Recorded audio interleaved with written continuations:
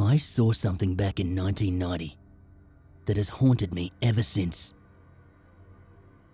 We were a Boy Scout troop of 16 boys between the ages of 13 and 17. We were going on a 2-day hike along a trail that ran 60 miles from Richmond to Marion in Indiana. 3 adults supervised us the entire way. They gathered us up on the north side of the town one Friday, just after school, in late September, checked our supplies and gear, and then off we marched. Most of the journey that evening, it followed an old, abandoned railroad track through the farmers' fields. We managed to reach a small bit of forested area just before it got dark. We pitched our tents there, gathered wood for a fire, and had our meals. After we ate, the grown-ups got out a couple of bags of marshmallows to roast around the fire.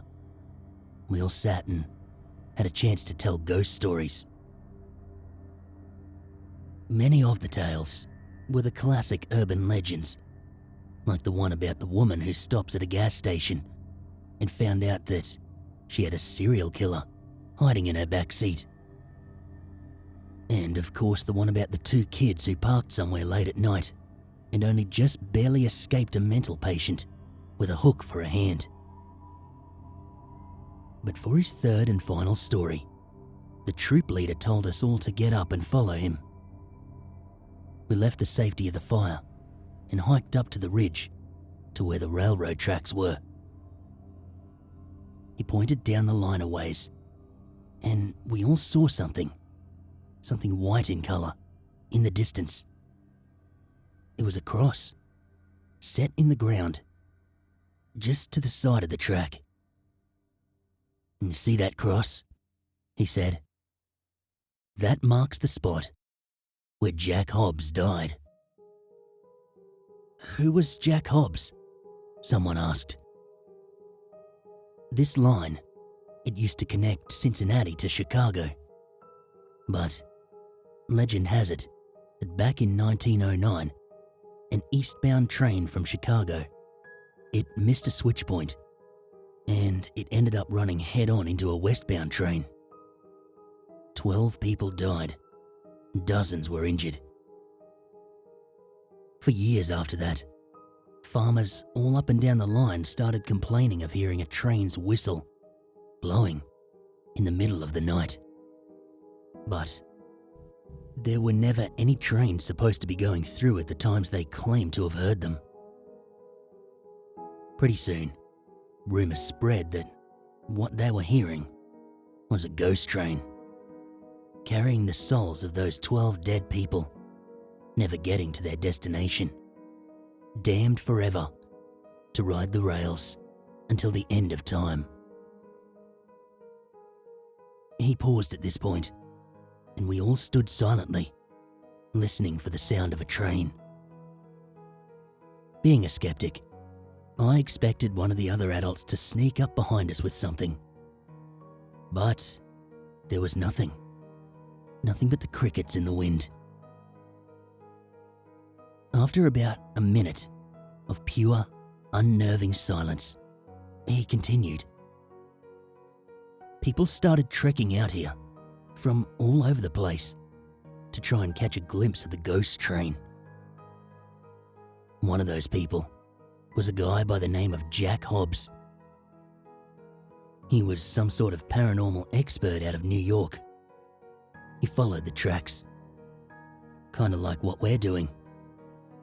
So, as the story goes, Jack Hobbs was following the track, carrying all manner of ghost-catching equipment, when all of a sudden, he saw a light come out of nowhere, just ahead of him on the track. And then, he heard a train's whistle in the air. The ghost train, he thought. I've actually seen the ghost train. He stood there, in awe, as the light grew brighter and the train's whistle grew louder. Just as he heard the screech of metal, as the brakes were hit, he realized, too late, that he was standing in the path of a very real, very powerful locomotive. The troop leader went quiet again, and almost exactly when he did, a loud train whistle screamed directly behind us, causing us all to jump. As I had expected earlier, one of the other grown-ups had snuck up behind us to finish the story with a good scare. After we'd settled down, we went back to the campsite and got ready to go to sleep. I was partnered with a kid named Sant, who turned out to be a heavy sleeper and a loud snorer.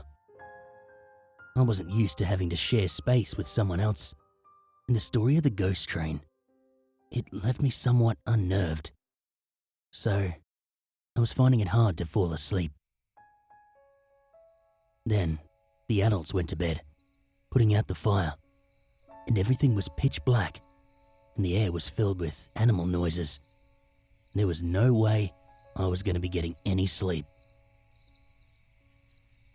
I was laying there in my sleeping bag, listening to Sant snore, looking out toward the slope up the track, when all the hooting owls, and chirping crickets, and the chittering squirrels, they all suddenly went dead quiet.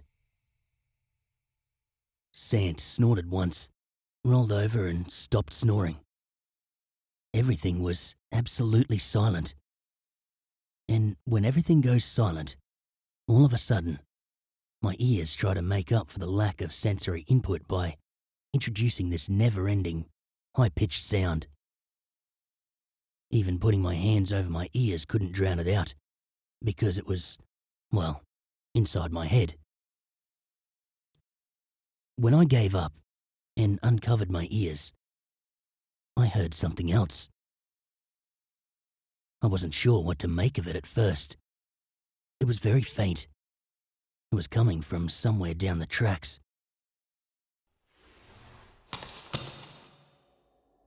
Something was moving, I realized.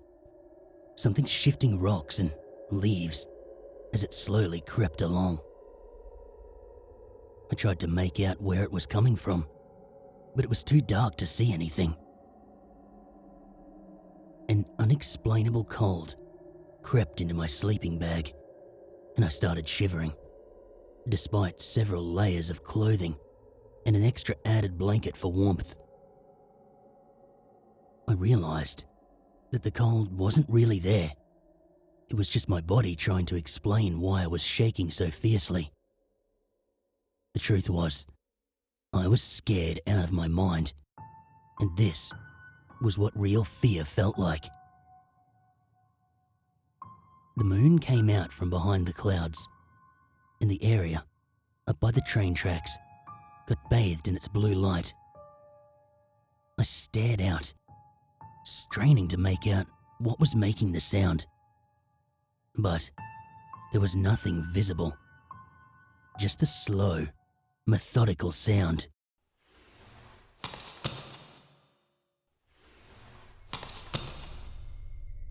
I lay there, in my bag, and prayed that someone else would wake up. A few seconds later, over the ridge, I saw something move. It seemed to rise a couple of inches with each repetition of the sound. And then, back down again. It was moving, along the train tracks, coming down the line toward the camp, shambling slowly. As it approached, the moonlight made it easier to see. I could distinctly make out someone's head and shoulders. He was marching, slowly, eerily along. I thought he must have been walking alongside the rails on the other side of the slope, but after a minute of his steady gait, he came alongside our camp, and I saw, with grim horror, what it really was. It was a torso, just the upper half of a man. God as my witness, it was half a person, pulling itself along on its elbows, dragging itself down that railroad track. in the direction of that cross we'd been shown. It was barely 10 yards away from me, and the light wasn't that good, but I could make out its ragged, mangled features. Its head was badly mutilated. Hair was missing in clumps. The ear that should have been visible on the side facing me, it was gone. And there was a deformity to its skull that made it look like a cracked egg. Its arms were bare.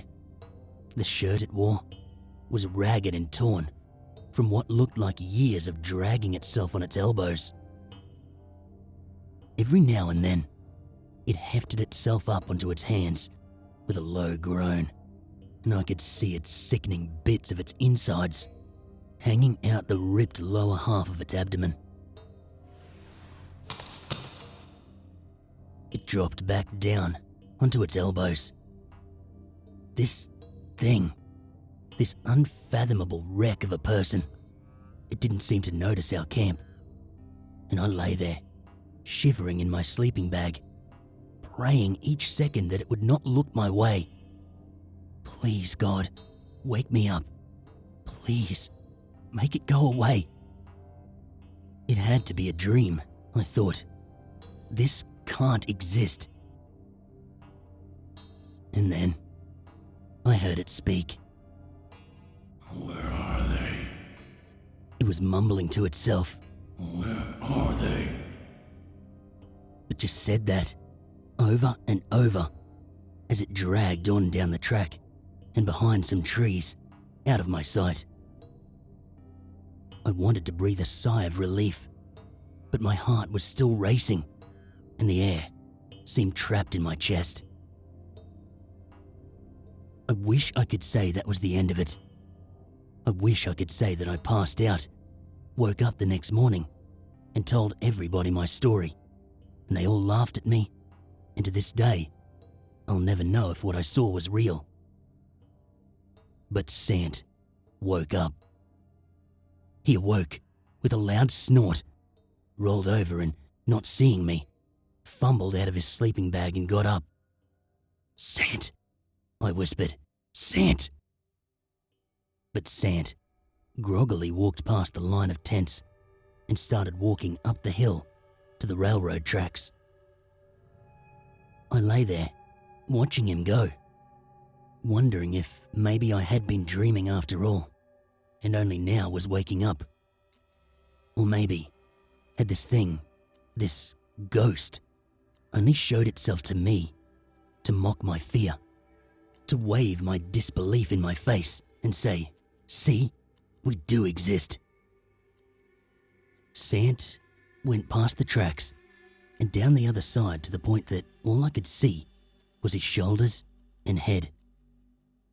From there, he looked much like the shambling thing had looked when I first saw it, and again, I was stricken with doubt. I could hear him sigh and the sound of piss hitting the ground. And then, I heard something else. Before I could even scream, I saw it. The thing, the half a man, moving at a frightening speed on its hands. Its destroyed lower half, roughly flying across the ground as it moved. It made the distance from the edge of the trees to where Sant stood in a matter of seconds.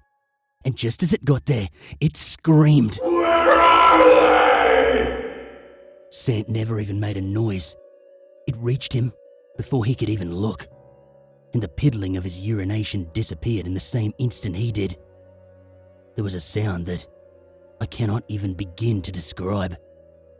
Then another one, like someone was tearing open a burlap sack of potatoes. Finally, a wet splash, followed by something heavy hitting the ground and tumbling down the hill. By then, I didn't need to scream. The moment the thing yelled, several people woke up. Nobody seemed to see where the noise had come from, but they shouted in surprise, and their shouting woke up others. In less than a minute, the whole troop was awake and trying to find their flashlights. Finally, I unfroze and I started screaming, "Sant! Sant! It got Sant!" Thrashing around in my sleeping bag, trying to get my hands free in order to point.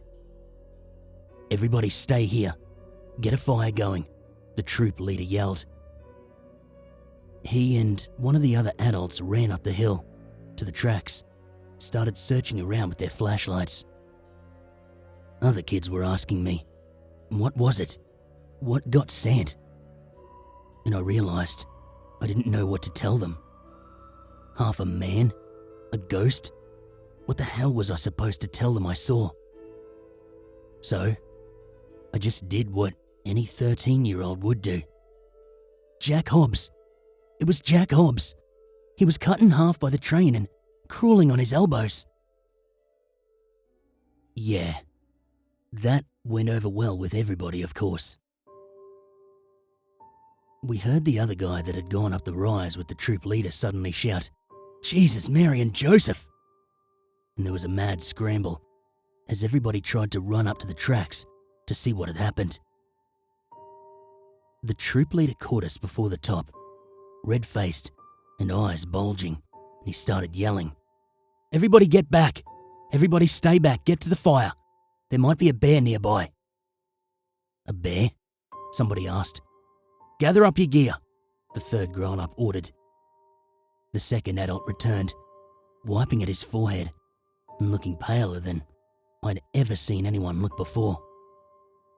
The three of them held a bit of a meeting together, away from the rest of us, while we all huddled around a newly made fire, and I was bombarded with questions about what I'd seen.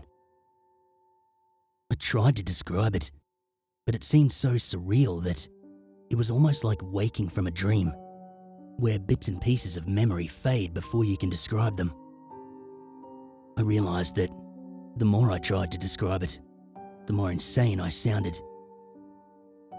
It was eventually decided that the troop leader and the third grown-up would stay put while we kids were marched to the nearest farm to find a phone and call the police and our parents. 15 boys, between the ages of 13 and 17, numb with fear and horror, guided by a single adult through the dark night, along the abandoned railroad tracks, until we hit a cornfield and marched nervously and cautiously through the tall stalks of corn, trying to keep tabs on each other. And the rest of the night was a blur. I barely remember the details of the farmhouse we waited at, the folks who let us come in and use their phone. I don't remember most of Saturday either. I remember my parents picked me up before the sun was up, and I remember talking to a police officer in a uniform about my version of events. I remember drinking a glass of milk and feeling like my stomach was churning. But the timeline of what happened is jumbled. The official conclusion was that Sant had been mauled by a bear, literally torn in half by it. I didn't get the gritty details, but I've never really wanted them. Honestly, I barely knew him, having only first met him at a troop meeting 3 weeks prior to the hike. I quickly refused to talk about what I'd seen. I'd told too many kids that night that I ended up going to school with. Before I even had a chance to really make any friends, I'd become known as the weird kid who saw the bear that killed Sant and thought it was a ghost. One guy even accused me of being directly responsible for his death. He may have been right. I know what I saw though, and it was no bear. I don't like to go camping anymore, for obvious reasons. I've tried it, but the few times I've managed to handle it long enough to fall asleep, I hear that sound in my dreams. And I inevitably wake up screaming.